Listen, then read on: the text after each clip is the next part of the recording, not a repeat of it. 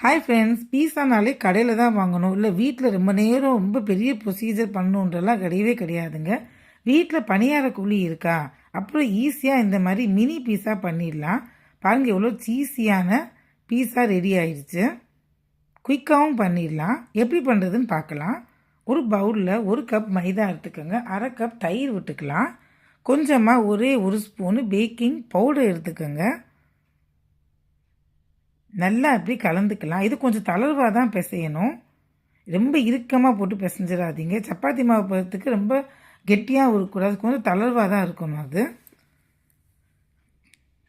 இந்த சமயத்தில் கொஞ்சமாக பால் விட்டுக்கலாம். தயிரே போதுன்றவங்க தயிரோடு விட்டுக்கலாம், கொஞ்சம் வேணுங்கிறவங்க பால் விட்டு பிசைங்க, அப்போ தான் சாஃப்டாக இருக்கும். தண்ணி விட்டுறாதீங்க. காய்ச்சி ஆற வச்ச பால் இப்போ நல்லா எல்லாம் சேர்ந்து கலந்து வரும்போது கொஞ்சமாக எண்ணெய் விட்டு தளர்வாக பிசைஞ்சு ஒரு 2 ஹவர்ஸ்க்கு மூடி வச்சிடலாம், ஊறட்டும்.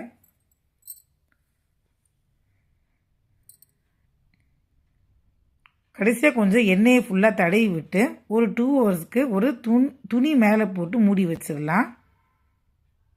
2 ஹவர்ஸ் ஆயிடுச்சு. எடுத்து பார்த்தீங்கன்னா பாருங்க, நல்லா சாஃப்டாக கொஞ்சம் தளர்வாகவே இருக்குது. இப்படி தான் இருக்கணும்.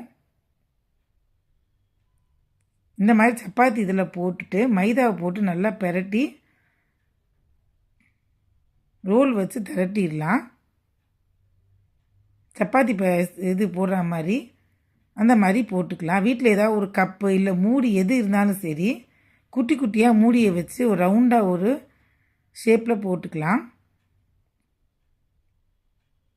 இங்கே பாருங்கள், நான் ஒரு மூடி எடுத்திருக்கேன். மூடி எடுத்து குட்டி குட்டியாக மினி பீஸா அந்த அளவுக்கு கட் பண்ணி எடுத்துக்கலாம் தனியாக. மாவு எவ்வளோ தளர்வாக இருக்குது பாருங்கள். சாஃப்ட்னஸ் அதே மாதிரி வரும், அதே மாதிரி நல்லா உப்பி வரும். இங்கே பாருங்கள், இப்போ பேஸ் ரெடி ஆகிடுச்சு. இவ்வளோ ஈஸியாக டக்குன்னு ஒரு பேஸ் பண்ணிட்டோம் பாருங்கள். நடுவு நல்லா ஃபோக் ஸ்பூன் வச்சு குத்திக்கலாம், அப்போ தான் நல்லா வேகும், உப்பி வரும். அவ்வளோதாங்க, ஈஸியான பீஸா பேஸ் ரெடி ஆயிடுச்சு. இப்போ அதோ ஃபில்லிங் மேலே போடுற டாப்பிங்ஸ் நம்ம ரெடி பண்ணிக்கலாம். ஒரு பவுலில் வெங்காயம், தக்காளி, குடமிளகா, பன்னீர், அப்புறம் இது பீஸா சாஸ், இது அப்புறம் tomato ketchup, oregano, chilli flakes எல்லாமே போட்டுக்கலாம். நிறைய சீஸ் போட்டுக்குங்க.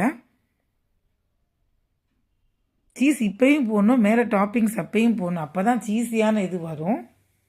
நிறைய பேர் இந்த மாதிரி ஃபில்லிங்கை டாப்பிங் பண்ணும்போது அதில் போட மாட்டாங்க. இதுலேயும் நிறைய போட்டுக்கணும். போட்டு நல்லா கலந்துக்கோங்க. வீட்டில் இந்த மாதிரி பணியார குழி இருந்தால் எடுத்துக்கலாம். அதில் இந்த மாதிரி நான்ஸ்டிக்காக இருந்தால் ரொம்பவே நல்லாயிருக்கும். கரெக்டாக ஈஸியாக எடுக்க வரும், நல்லா வெந்திருக்கும். ஸோ நான்ஸ்டிக்காக இருக்கிற மாதிரி பார்த்துக்கோங்க. இதில் அந்த பேஸ் பண்ணுவோம் இல்லையா, அதை உள்ளே வச்சுக்கலாம். ஃபஸ்ட்டு எண்ணெயோ இல்லை பட்டரோ ஏதோ ஒன்று தடவிக்கலாம் கீழே. மேலே இந்த மாதிரி வச்சுது, அதுக்கு மேலே நம்ம டாப்பிங்ஸ் ரெடி பண்ணியிருக்கோம் இல்லையா, அதையும் வச்சுக்கோங்க. பாருங்கள், எவ்வளோ ஈஸியாக குட்டி குட்டி பீஸா பண்ணியாச்சு. பெரிய பீஸா பண்ணால் கூட ஓரமாக இருக்கிறது நிறைய பேர் வேஸ்ட் பண்ணிடுவாங்க, வேஸ்ட் ஆகிடும், நல்லா வெந்திருக்காது சொல்லப்போனால். இது ஈவனாக எல்லா பக்கமும் வெந்திருக்கும், எல்லா பக்கமும் சீஸ் இருக்கும், ரொம்பவே சூப்பராக இருக்கும்.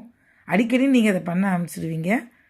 போட்டு மேலே நிறைய இது போட்டுக்குங்க, சீஸ் போட்டுக்குங்க, குட்டி குட்டியாக கட் பண்ண சீஸ் போட்டுக்கோங்க. நல்லா மூடி வச்சு கேஸில் ஒரு சிம்மில் ஒரு 10 நிமிஷம் வச்சா போதும்.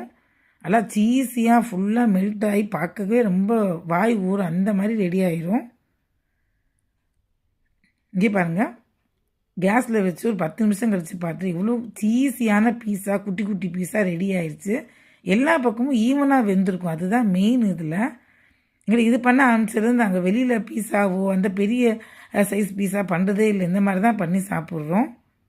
பசங்க ரொம்பவே விரும்பி சாப்பிட்றேன். உள்ள டாப்பிங்ஸ் ஆகட்டும், சீஸ் ஆகட்டும், எல்லாமே ஸ்ப்ரெட் ஆகி நல்லா வெந்து சூப்பராக இருக்குது. அடிக்கடி பண்ணுவீங்க, ட்ரை பண்ணி பாருங்கள். கமெண்ட் பாக்ஸில் கமெண்ட் பண்ணுங்கள், சப்ஸ்கிரைப் பண்ணிக்கோங்க, லைக் பண்ணிக்கோங்க. சூப்பரான மினி பீஸா பணியார குழியில் ரெடி ஆயிடுச்சு. இப்போ பாருங்கள் எவ்வளோ சீஸியாக சூப்பராக இருக்குன்னு, டேஸ்ட்டுமே அட்டகாசமாக இருக்கும். கீழே பேஸ் பாருங்கள் எவ்வளோ சூப்பராக வெந்திருக்குன்னு. ட்ரை பண்ணி பாருங்கள். தேங்க்ஸ் ஃபார் வாட்சிங்.